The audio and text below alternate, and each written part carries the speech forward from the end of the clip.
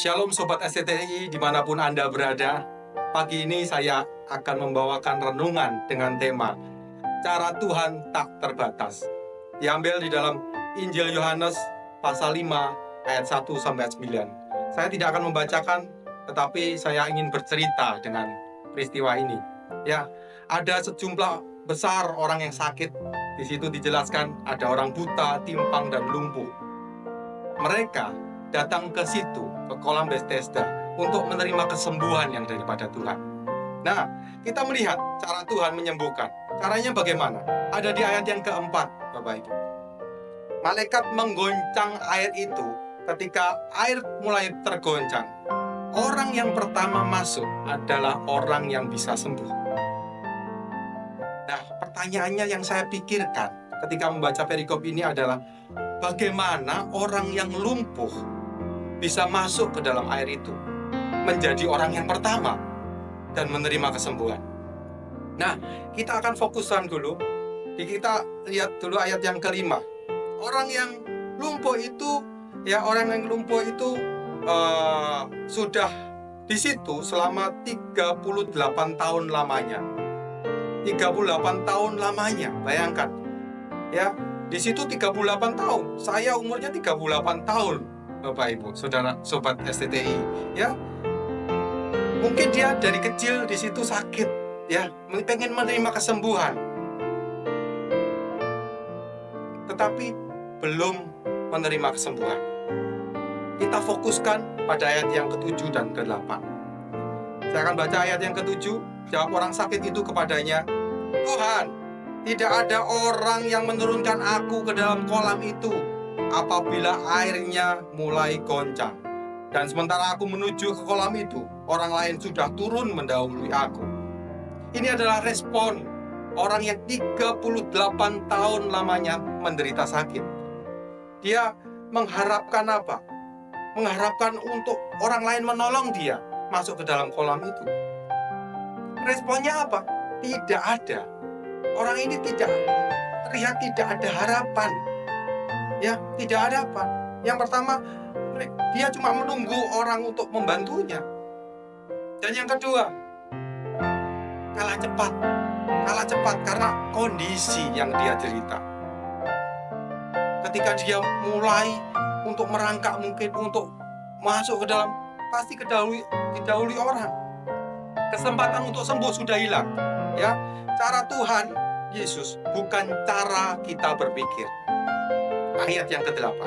Kata Yesus kepadanya, "Bangunlah, angkatlah tilammu dan berjalanlah." Tuhan Yesus langsung menyembuhkan saat itu juga. Dengan cara apa? Bukan dengan cara masuk ke dalam kolam itu. Tetapi Tuhan Yesus hanya berkata, "Bangunlah." Di kata pertama, bangunlah. Bayangkan, orang yang tidak bisa apa-apa disuruh bangun sama Tuhan Yesus. Ini yang tidak masuk akal. Bisa aja dia menolak, bagaimana saya bisa bangun? Apalagi Tuhan Yesus ngomong, "Angkatlah tilammu dan berjalanlah." Kalau saya bisa berjalan saat itu, saya bisa masuk ke dalam kolam. Tetapi kondisi tidak memungkinkan. Pada waktu itu, Tuhan Yesus langsung menyembuhkan. Bukan dengan cara yang umum dilakukan pada waktu itu. Kadang kita terkurung kepercayaan. Mujizat hanya terjadi dengan satu cara. Kadang kita merasa tidak ada harapan. Kadang kita sampai lumpuh kemauan untuk sembuh, kemauan untuk merubah hidup kita. Kadang kita lumpuh untuk hati dan pikiran kita. Karena apa? Pesimis. Saya ingin menyampaikan renungan ini dengan satu kesaksian. 13 tahun yang lalu, saya memiliki anak saya baru lahir, anak yang pertama. Anak yang kami inginkan, gitu ya. Pagi hari anak ini lahir, malamnya sesak nafas di rumah. Langsung kami bawa ke rumah sakit di Madiun, dan diagnosanya adalah keracunan air ketuban. Dokter bilang kami akan tes darah dan kami akan observasi.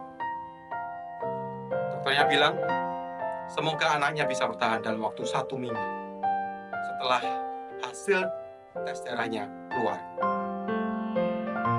Keputusan waktu itu, sebagai orang tua, saya akan memindahkan anak ini ke rumah sakit yang lain dan di Surabaya. Saya telepon, saya punya kenalan, saya telepon, dan ternyata dokter yang di Surabaya ini bilang, dokter anak, bilang begini, kami ada seminar dokter anak seluruh Indonesia di Kalimantan. Jadi setiap kota hanya ada 1 dokter muda pada waktu itu. Bapak Ibu, saya nangis dan saya berdoa, Tuhan, anak ini adalah anakmu, kalau mau ambil silakan. Rasanya tidak ada harapan, Bapak Ibu. Secara singkat, saya tetap di rumah sakit Madiun, dan anak ini di inkubator dan infusnya ada 2. Ayat yang ke-6, Tuhan Yesus ngomong, maukah engkau sembuh? Dalam keadaan itu, dokter bilang, semoga bisa bertahan. Tapi hari yang kedua, luar biasa. Infusnya lepas 1. Hari yang ketiga, lepas infus semua. Genap 1 minggu. Tes darah belum keluar. Tetapi anak ini bisa sembuh dan pulang. Luar biasa. Ini cara Tuhan berbeda. Sobat STTI, hari ini kita belajar dalam renungan kali ini. Cara Tuhan tidak terbatas. Jangan batasi pikiran kita dengan pikiran cara-cara kita. Jangan batasi cara Tuhan untuk kehidupan kita. Jangan batasi Tuhan. Tuhan memiliki banyak cara untuk kehidupan kita. Tidak ada yang mustahil bagi Tuhan. Amin firman Tuhan. Mari kita berdoa. Terima kasih Tuhan Yesus atas firman-Mu renungan pagi hari ini. Biarlah firman-Mu menguatkan kami, supaya kami tidak membatasi cara-cara Tuhan yang luar biasa untuk kehidupan kami. Apapun masalah kami, apapun pergumulan kami dalam kehidupan kami, kami yakin dan percaya Tuhan Yesus sanggup melakukan cara Tuhan yang sungguh luar biasa. Terima kasih Tuhan, terima kasih atas firman-Mu pada pagi hari ini. Ini doa kami di dalam nama Tuhan Yesus Kristus. Haleluya. Amin.